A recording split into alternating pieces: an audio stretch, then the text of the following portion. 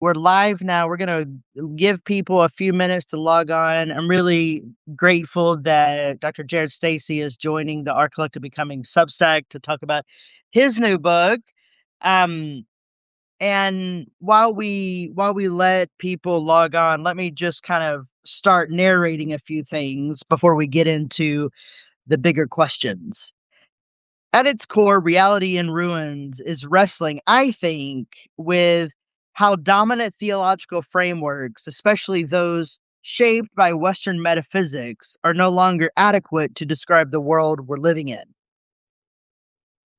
Jared is doing a kind of constructive theological work in the aftermath of collapse, ecological, epistemological, and spiritual. He's asking, what does it mean to speak of God, reality, and meaning when the structures that once held those ideas together are unraveling? And I think that my work resonates with this in many ways. Where I think my work meets Reality in Ruins is we are both writing after rupture. We are both refusing easy coherence. We are attending to collapse as a site of possibility. And you are mapping the ruins of metaphysics, and I am trying to build practices of repair within the ruins, Mm. which is why we have come together. I move from analysis to embodiment. I'm not just asking what reality is in collapse. I'm asking, how do we turn toward one another inside that collapse? Mm. You can see these in my metanoia mills, my theology on the tracks, my insistence on story as a social technology. These are not just theological claims, they are counter worlds in practice, or what I like to say, becoming counter hegemonic. Mm. So let's start with collapse versus compost. Jared, you name ruins and I tend compost. So my question is, in Reality in Ruins, you sit with collapse honestly. In my work, I've been thinking about collapse as compost, material for something else. How do you imagine what grows out of the ruins, if anything? Well, first off, Roberta, thank you for having me on. And to hear your words kind of summarizing what the book is doing, I think is its own gift to me as an author and fellow theologian, like working through these things. We never do work in isolation. And the same was true of this book and your work as well. I know speaks to a community. Yeah. And I very much appreciate, I think, the way that you frame this. And I think if we're going to begin to ask the question about collapse and what comes of that, um, m- my mind goes immediately to Bonhoeffer Yeah. and one of the statements that he makes, which it, I'm always I always hesitate just to offer quotes because especially with someone like Bonhoeffer who is lionized and distorted in so many ways, it seems a disservice to just throw out a quote that could be taken as a slogan. Right. So this is me quoting and kind of putting a stake in the ground to say there's read the majority of his work if you can, or at least the broader contours. This is with anyone. Sure. So it's important to say that. But he has this statement where he says, we cannot make a new beginning with God. We can only pray for one. And other than that, we're left with the past. And that was him sort of reflecting in the collapse of the Third Reich, but not just the Third Reich. I mean, really all of German society as he knew it and understood it. Um, so that would include Weimar and everything that came before had reached this terminal point.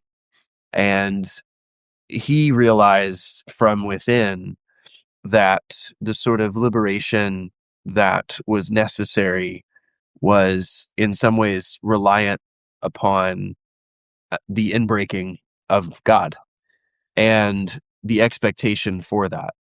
Um, and so I think by situating reality and ruins in the midst of collapse, um, in some ways it was my decision to give us a posture of anticipation, right? To anticipate that the interruption or the collapse or the ruins that we might find ourselves in can actually be a site of encounter with Right. God. And all of the constructive opportunities that come from that, all of the kairos, right, that disrupts our chronos. So the different ways that the New Testament talks about time, I think, are probably on the table here. That the development of history, the day after day, that chronic time, is interrupted by an opportunity, a kairos. And I think the startling thing for many of my people, who I would just say, like, as someone who was raised in that fold of white evangelicalism and the familiarity with that slogan, "Make America Great Again," there was only a sort of nostalgic return to a past that never was. Yeah. And when you have that perspective that only the stories, the myths of the past are what can guide our future, it's really difficult to see a ruining as an opportunity for something new to take root. And that kairos, that newness, um, I mean, I write in the book, that our dispossession can be deliverance. Mhm. And so I think it's got us right on the verge, that precipice of expecting, as only chronic time can give us, the ability to look back and say, oh, that disruption, that dispossession, that was really its own form of deliverance, being liberated from these lesser stories that yield that vicious cycle and reinforce it of falsehood and violence. Yeah. So, can we think about metaphysics versus practice for a minute? Sure. Um, Jared, I think you are reworking theological language at a structural level. Mm, And what I am doing is live theology, not that you are not, but onto epistemology through meals, trains, and bodies. Your work rethinks reality at the level of metaphysics. I'm experimenting with reality at the level of practice. Shared tables, story exchange, embodied repair. What do you think theology risks when it stays at the level of mm. theory? Well, I think I'm thinking particularly of a lot of criticisms that were leveled towards Karl Barth and that sort of abstract positivism that is always sort of attached. And that's why I like to read Barth and Bonhoeffer in tandem. I always find that the Lutheran grit is a helpful way to keep Barth's metaphysics, on the ground a little bit. That's all the scholarly superstructure sort of behind the work. But I think to answer your question about, the risk that we have of metaphysics, it's the same sort of distortion that we see in conspiracy theory, right? Yeah, The ability to see or recognize our neighbor. You know, Theology as a system is on the way to becoming a scheme of self-justification, right? And I think that's particularly the risk when we talk about, just isolating ourselves in pure metaphysics. Um, and I think there's something decidedly Protestant about having the earth, about having that earthiness and that grit. yeah, Uh, and that's a very old category. And has been used and abused. And I'm not necessarily interested in resuscitating that. But I do think the risk is great in the sense that armed with a metaphysical system, it very easily lends itself to justification.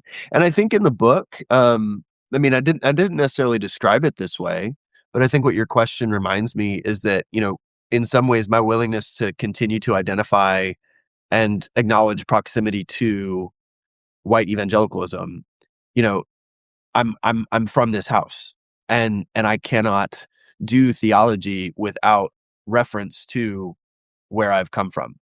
Right. And that sort of grit, that sort of concrete materiality that so pervades your work, I think kind of hems in the sort of focus that I have. And of course, it's very easy to misconstrue that in our time where, um, particularly when white evangelicalism is very much as a movement wrapped up and bound up in a threat to democracy. Right. Uh, and yet, in my book, there's the acknowledgement of that, but there's also the acknowledgement that I come from this particular group of people. And so the willingness to say, well, this is coming from the inside. How are we going to deal with this? And that is admittedly provocative in Yeah. this. And so I think that the risk of running into metaphysics is great because it offers just self-justification. Yeah. It can only ever attend to our material history, and God meets us in that if Mm. holding to what Christian faith at its very central claim is always insisting. It's that Jesus shows up in a body. Right. I mean, this is where so much of my work is the point of departure of my work is the incarnation. I think a lot of people miss that, but that's okay. Uh, let's talk about the role of the body. What does the body do in your account of reality? Not as metaphor, but as site of knowledge, rupture, and revelation. Mm. I mean, I think in some ways, one of the deep currents of the book is a refusal of natural theology, and basically a refusal of the script that moral principles or moral systems are deeply embedded and evidenced in, concepts like creation order, or design. Um, and in some ways, that's just carrying forward a very long standing, pushback against natural theology. But that's not to discount the body. It's not to discount Mhm. our materiality.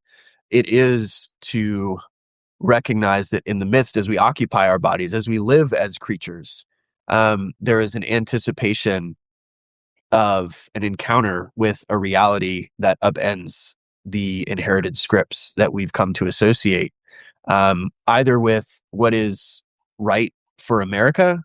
And as I kind of argue in the book, the ways that what is good or right for America is kind of conflated and confused with what is good and right according to the God of Jesus Christ. Right. And so the stories that conspiracy theory tells are always very quick to rush in with that confusion and code bodies accordingly.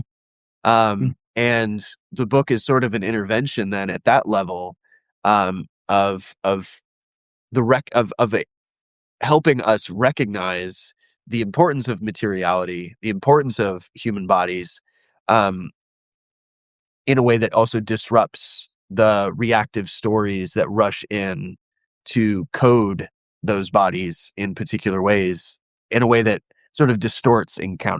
distorts our ability to encounter another as we encounter Christ. And I think I mentioned that particularly when I was talking about how my mind was changed about the image of God and not some sort of spark, divine spark interlaid in all humanity, but Jesus as the image of God and what that means for our material bodies.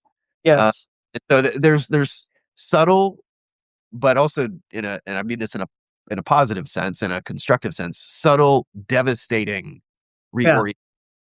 And so in some ways you could almost listen to the title of the book, Reality and Ruins, and that be not just a depiction of our current moment of chaos, but also, ironically, something that receiving the reality of God itself causes, a ruining. And I think my Yeah. own story in the book teased out sort of shows that Yeah. sometimes our reality is ruined in ways that speak to the interruption of God's liberation, and it doesn't follow that every interruption needs to be um, hegemonic in Right. its reinforcement of falsehood and violence. But that's what we're dealing with right now. That's Let's talk. I, I want to talk more about this from the intersection of ruins and empire. Now, it should not be a big surprise that I name empire explicitly in my work: white Christian supremacy, disposability, and exile. But I want to sharpen that political edge a little bit. Whose reality is in ruins?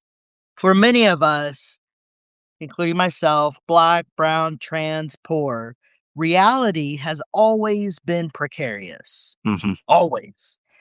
How does your work account for the uneven distribution of collapse? Well, and I think that's a phenomenal question. Whose reality is in ruins? And it's precisely the standpoint from which I write the book, right? As a white evangelical male. Yeah, And so we're talking about the ruining of patriarchy. We're talking about the ruining of we can kind of empire is this it's why I like the work of Stan Goff, because he writes about empire as sort of a nesting doll.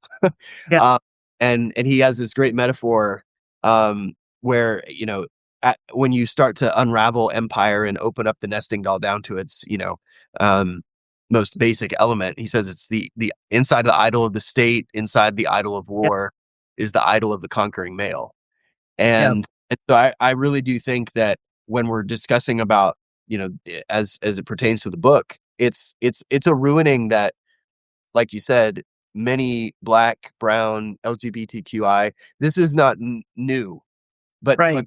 the ruining that is occurring is among people who have associated and benefited from white evangelicalism, and the recognition of our history. And I talk about in the book, one of the key stakes is not just the stories that evangelicals tell in the political, but one of the key stakes is the stories that evangelicals tell about ourselves, Yeah, and how those stories sort of reify a reality that is experienced by others as terror. And and there's a materiality there, right? It's not just urethral, it's not just epistemological, it's concrete, yeah, it's yeah, bodily. And so it's why in some elements of the book I'm quoting Frederick Douglass, I'm yeah, quoting Howard Thurman, I'm quoting from those whose theology has developed from underneath the boot of empire, yeah, uh, because they've always spoken with a clarity that is not novel to me or the book at all. yeah, Um, but speaking as an insider from white evangelicalism, it is my responsibility, my task that I've undertaken to say, these are the voices that have been speaking for generations yeah, have we have not listened to. Um, and so I if there's another chapter left to write of that book, it would be that, who's yeah, reality ruins. Because it's certainly the case that the longer we listen, the more clear it becomes that the problems have been identified for generations. yeah, Uh, and the we of, whether you want to say WASP or white evangelical or whatever sociological term you want to put on it, the majority power in America um, has been want to acknowledge the underbelly. And yeah, Bonhoeffer talks a little bit about this in his essays, the perspective from below. Um, and I think it's instructive, and I'll just conclude on this point. I think that it's very instructive that when Bonhoeffer came to the United States in the 30s, he wrote back and said, the only place I hear the gospel preached is in African American churches. He said the white mainline is not a steward of the gospel. And he talked about the distinction, the pervasive distinction of freedom, right? In the white mainline churches, you'd hear a lot about freedom, he wrote. But it was in the African American churches where you heard the Christian gospel. right. Uh, And so, the Bonhoeffer's Black Jesus, I think, would be a very key. That book would be a very key point to bring up and surface here, because these currents, these witnesses, these voices have been faithful. You're uh, talking about Reggie Williams' book, yeah, Bonhoeffer's Black Jesus. Yeah, I just want to name that because people may not be familiar with some of these titles. I know that we're limited on time, and I want to get through all of these questions. I will try and be more short-winded. That's okay. That's okay. I love it. People are saying that this is very good, so I don't want to. I don't want to curtail. I don't want you to curtail any of your comments. I'll do my best though. Let's talk about fugitivity versus reconstruction. Mm. Um, you're reconstructing theology in the ruins. Mhm. And I often lean toward fugitivity, a la Fred Moten. Refusal, escape, and undercommons. Do we rebuild from the ruins, or do we refuse the terms of the world that produced them? Mm. What might a fugitive theology of reality look like to you? Roberto, I love your use of language. I really do. I mean, like, fugitive captures so much, and it sort of alters the frameworks. I'm thinking particularly of uh, what Makoto Fujimara says. If you want to change the world, change the metaphor. Right, Uh, and I do think that that also means changing language. I think the way that when you first framed it as, fugitive versus reconstructive, one of the things I disavow in the book is to say I'm not interested in defending or repairing white right, evangel. right. It's really easy then to fill in the blanks of, well, you must be damning this movement and these people, and that's not the case. In That's a fact, little bit too easy of a binary to draw. I it well, and it to your and point, that's not exactly what charitable, not yeah, charitable. that's exactly what our moment though provokes. If someone's Yeah, not willing to defend it, well, ergo they must be right, damning it. But my theological reasons for doing that, and I think why I like the word fugitive, is the whole spirit of this book is really meant to set us in the ruins, before the God who saves, before the God who delivers his people. And if we attend to the story of Gideon, right? And the fact that he tore down the altar in his hometown before he went on his liberatory raid. And if you want, we can tease that out and see. My dog is excited here. To see what exactly happens in the aftermath with Gideon. I mention all that really to come down here to my mind went to, in the story of scripture when you used fugitive, was Hagar.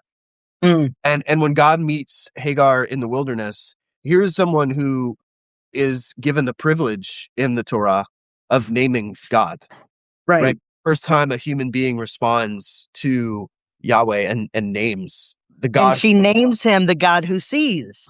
Exactly, the God who Yeah, sees.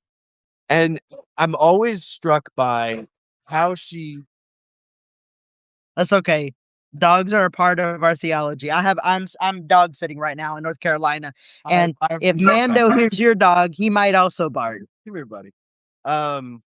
So one of the things that Hagar, he's like ready to play, and I'm not here doing that.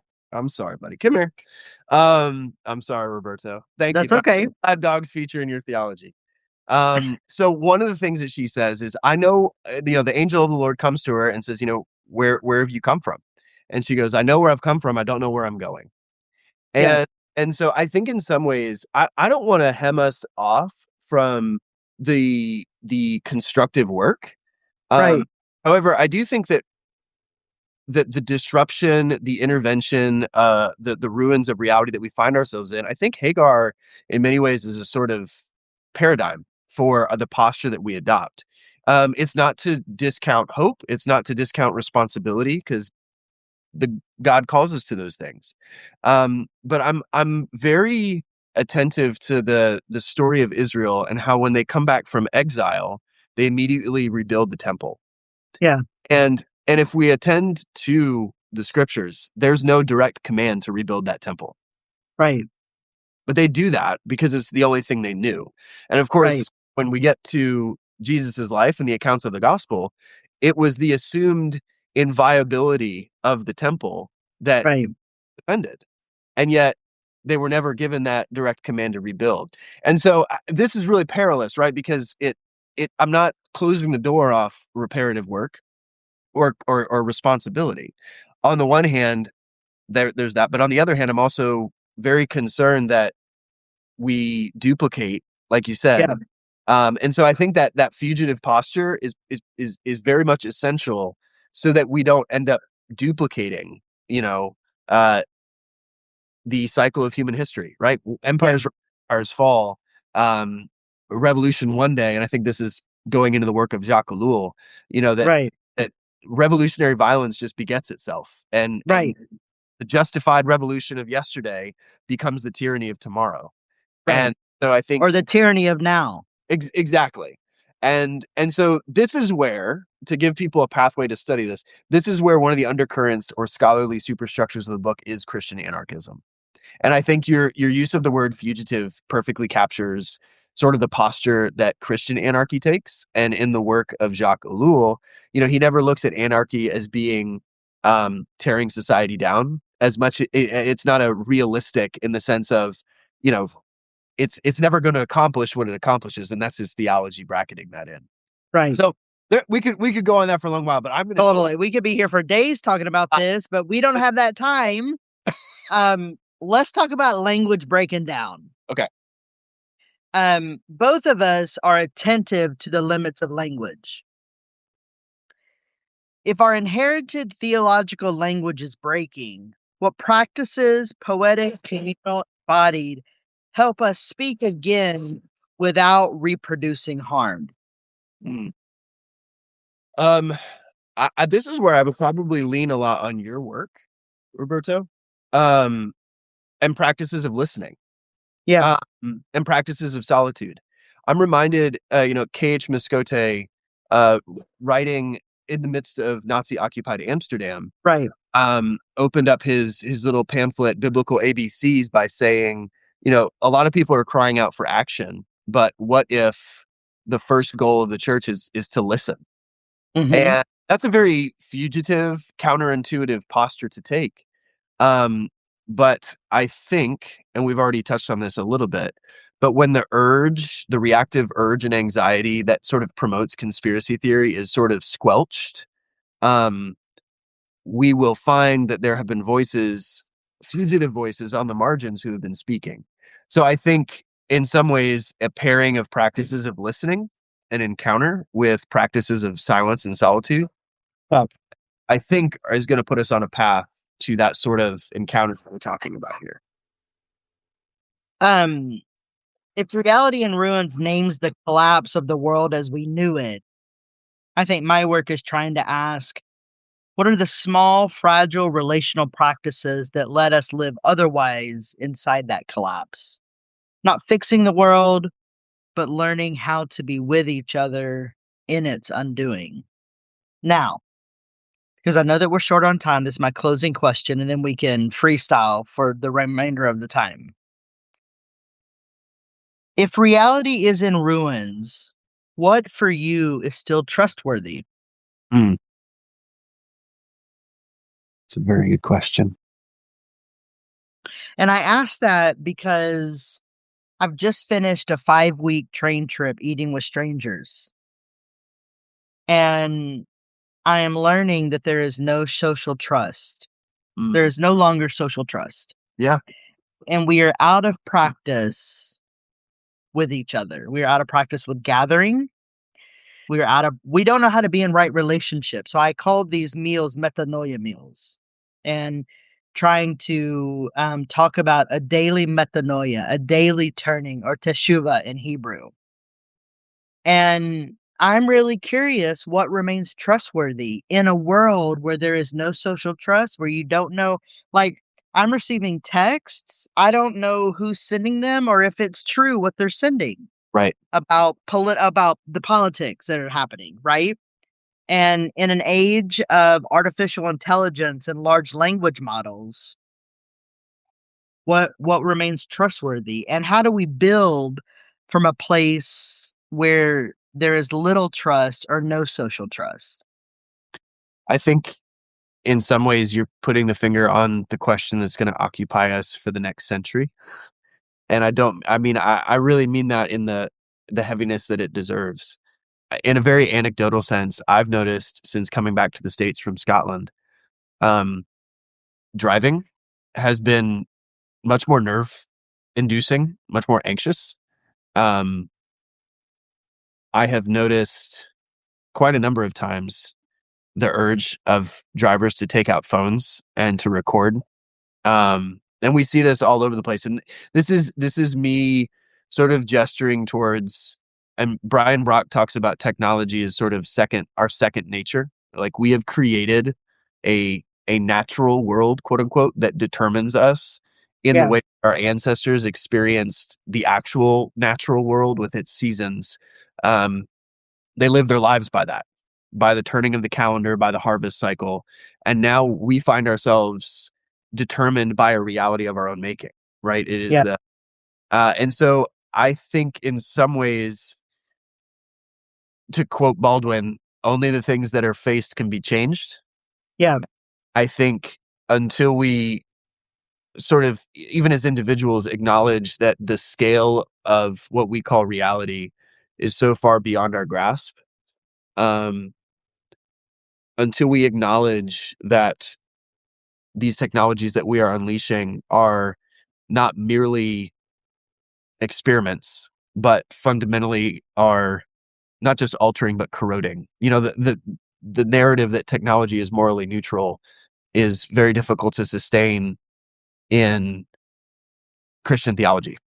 right. It acknowledges that technology is the production of humanity. And Which so is a contaminant, I think. so all of to bring all of that to a head, I think the the smallness of our existence. Social trust is not built through screens. Right. Now there are plenty of interventions that take place in our screens to and I'm speaking of media literacy and all those things.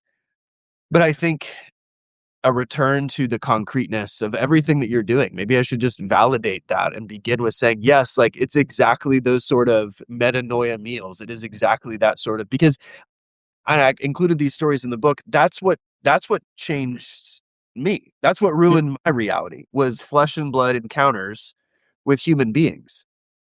And to the extent that our entire physical material lives, our neighborhoods are bound up in these things, there must be these small acts of resistance. And maybe I can just conclude by saying I think we're seeing some of that in Minneapolis. Yeah. I think that the lessons that come out of that city in that moment with ICE raids, I think I'm listening to pastors who are saying what I've been praying for over the last 10 years. I'm starting to see echoes of this sort of spontaneous trust and life amongst a group of people. So that keeps me hopeful, in that people faced with tyranny and terror, we find a way to live together again. But we may not like the path that we have to take to recognize what we owe each other. And Mm. that, I think, is something that we're all going to have to learn in our own ways. Yes, something that we will have to learn in our own ways. Thank you, Jared Stacy, for coming and talking about your book. I know that we've been wanting to do this for a while, We have. and I hope that you'll come back and we can continue the conversation. I did want to say that I tried to pick up your book, a paper copy, when I was in Chicago, coming back to New York, and the seminary co-op didn't have it, so I had to Oh, rely on the PDF. But it had just come out, and I think it just wasn't there at the store when I yeah. was there. But I go get this book, read the book. It's worth it. And anything else you want to say about your work or your book or your No, I mean, life? I think what I want to do, Roberto, is just acknowledge the benefit of coordinating work and projects together. This book was born of a community, and I think I'm enjoying the discovery of finding all the ways that it links up and leaves certain things unsaid that others are saying really well. Yeah. Uh, and so, like, as you're saying, I think this conversation illustrates it perfectly. Is that, Roberto, your focus is on the practices of communal wholeness and attention to our materiality and our creatureliness Yeah. is cash out of much of what Reality in Ruins is sort of wading its way through in terms of wreckage. But what you're doing and the work that you're gesturing towards is the sort of, and we could use this word, fugitive reparative, right? This Mm-hmm. this this sort of, I'm reminded of in the Old Testament where it said, the dissidents came and flooded to David, right? Like there is this real desire. Um, we've reached this point, I think, as a society where the old ways of just knowing and doing are not sufficient enough, and there really Yeah. is an opportunity here for encounter. And so I just want to gesture towards that and towards your work, because I think this sort of intersection is where we come to receive God's reality in its fullness, and that's not a metaphysical fullness, right? Yeah. That's in the wholeness of our bodies found in community. So I'm very grateful for you hosting me and for this conversation, because I think it helps me, look down the road a bit, and the consequences or the opportunities that stand um, when we put our work in conversation like that. So thank you.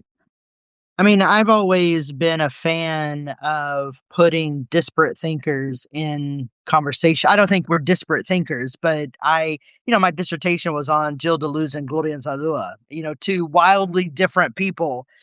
Um, and what I've learned by helping people be in conversation with one another is we mine the gems. Yep. We discover new fruit, and I'm a big fan of conversation as content, as illustrated here. And this is a book that I think everybody should read, and it's something that churches need to read. I think if there is going to be any repair work, and I've been really honest about this, I think the church is failing in lots of ways right now. Mhm. And it is small groups of people who are um organizing the resistance. It's not the institutional church. Mhm. And if the church has a future, there's gonna have to be some reckoning with what the institutional church, including white evangelicalism as an institution, Mhm. what these empire institutions have perpetuated among so many of us. So And I'm that just grateful that you came on. Thank you. no, I'm glad we finally were able to do it. Thank you for having me on. And to your point, I think what that sort of reckoning does sound bleak to a lot of people. But I also think there are many who know, you've already gestured towards that, who know what happens when institutional logic or institutional ideology, religious ideology, theological ideology, when all of those sorts of ideologies go to defend themselves. There's Right. sense in that. Um, and yet we do believe the church has a future, but it's not going to look like what we expect. So I'm remaining hopeful, not because my head's in the sand, but because I'm also being challenged to redefine what hope is and what it Mm. looks like. And so that's a very dispossessing form of deliverance, if I could put it that way. Well, So in our last few seconds, because I know you have to go, how would you define hope? I'm a big believer in hope and making hope irresistible instead of despair convincing.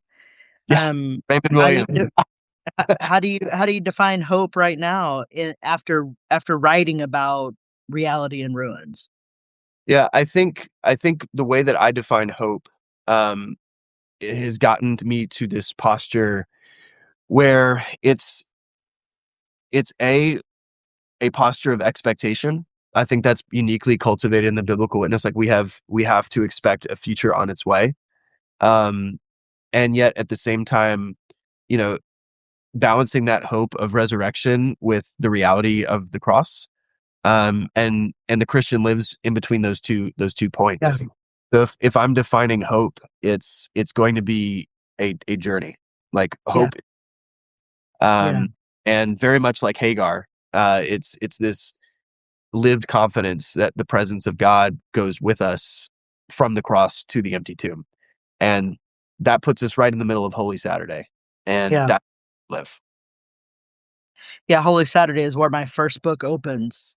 There you Well, now the dog that I'm dog sitting is needing to go out, and go. I know that our time is up. And I just want to thank folks for joining us for this conversation. Thank you so much, Dr. Jared Stacy, for joining the Art Collective Becoming Substack to talk about your new book. Please go out and read it. Tell your friends. Everybody should be reading this book, and it's something that I'll return to often. And I look forward to having Jared back on our collective becoming Substack sometime in hopefully the near future. Thank you so much, Roberto. Bye.